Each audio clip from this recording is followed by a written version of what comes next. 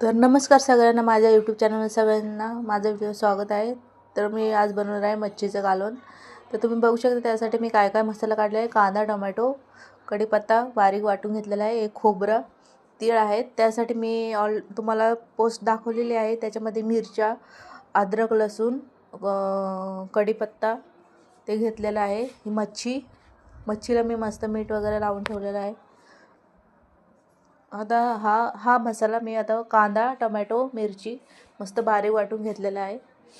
याच्यामध्ये अद्रक पण आहे. आता खोबऱ्याचं वाटण मी बारीक करून घेणार आहे.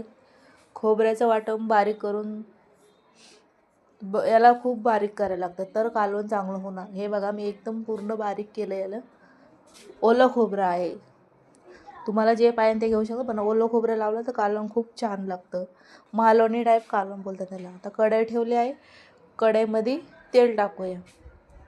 मी इथं 2 चम्मच, तुम्हाला जसं पाहिजे तसे तुम्ही तेल घेऊ शकता. मी 2 चम्मच तेल टाकलेलं आहे. तर सगळ्यात पहिले मी याच्यामध्ये तेजपत्ता टाकणार. कांदा, टोमॅटो, कढीपत्ता मस्त आता याला परतून घेऊया. मग तेजपत्ता टाकले. तेजपत्त्याला पण मस्त तेलामध्ये फ्राय करून घेऊया. आपलं कांदा टमाटा एकजीव होईपर्यंत आपल्याला फ्राय करायचा आहे. घरगुती मसाला आहे, लाल तिखट, हळद आणि गावचा मसाला माझ्या सासूने गावाहून बनवून आणलेला आहे. घरगुती मसाले खूप छान लागतात. याला आता मिक्स करून घेऊया मस्त.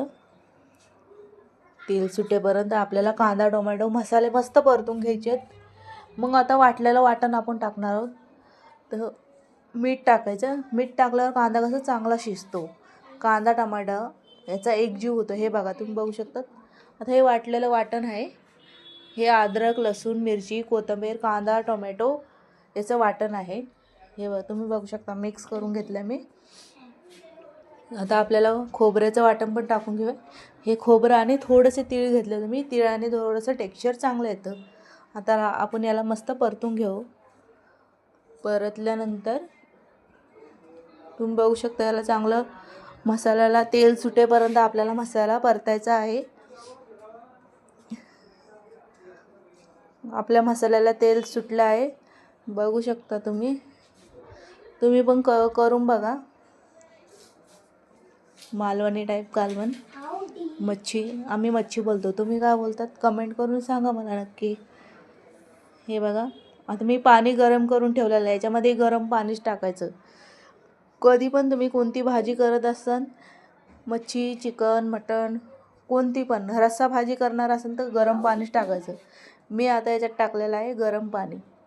हे बघा, गरम पाणी टाकल्यावर कसं तेल चांगलं वर येतं. थंड पाणी टाकल्यावर येणार नाही. तुम्ही बघू शकता. हे बघा, तुम्हाला पातळ पाहिजे पातळ, अजून थोडं घट पाहिजे तुमच्याप्रमाणे तुम्ही बनवू शकता. पण आम्हाला पातळच आवडतं. आमची खूप मोठी फॅमिली आहे. हे बघा, कालवण आपलं उकळलेलं आहे. कालवण उकळलं मस्त. आपण आता याला चांगलं म्हणजे शिजून घेऊया. रस्सा चांगला शिजला ना मग टेस्ट येते. आपण याच्यात टाकणार आहोत मच्छीला मी इथे हळद, मीठ, अद्रक लसूणची पेस्ट लावून ठेवली होती. आता आपण याच्यात एक एक मच्छी टाकणार आहोत. याला रावस मच्छी बोलतात. रावस म्हणजे कुठं पण भेटू शकते असं नाही, पण चांगले लागते याचं कालवण. मालवणी टाईप कालवण बोलतात त्याला. आता मी सगळी मच्छी टाकलेलं आहे. आता याला मस्त एक उकळी येऊपर्यंत शिजवून घ्यायचं आहे. मी कच्चीच मच्छी टाकते, फ्राय करून नाही टाकत. कच्च्या मच्छीचं चांगलं म्हणजे त्याच्यामध्ये आरग उतरतो रावस मच्छीचं. हे बघा, आपलं कालवण झालेलं आहे. तर थोडीशी आपण टेस्टसाठी कोथिंबीर टाकूया मस्त. कोथिंबीर कोणत्या पण कालवणामध्ये टाकली तर टेस्ट चांगली लागते. तुम्हाला पाहिजे असेल तर तुम्ही टाकू शकता, नाही तर नका टाकू.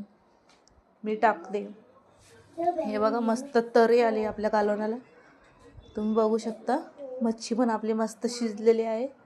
भातासोबत खूप छान लागतो हा रस्सा. माझी रेसिपी आवडल्यास लाईक करा, शेअर करा, कमेंट करा आणि सबस्क्राईब करायला विसरू नका. सपोर्ट करा. नवीन चॅनल आहे.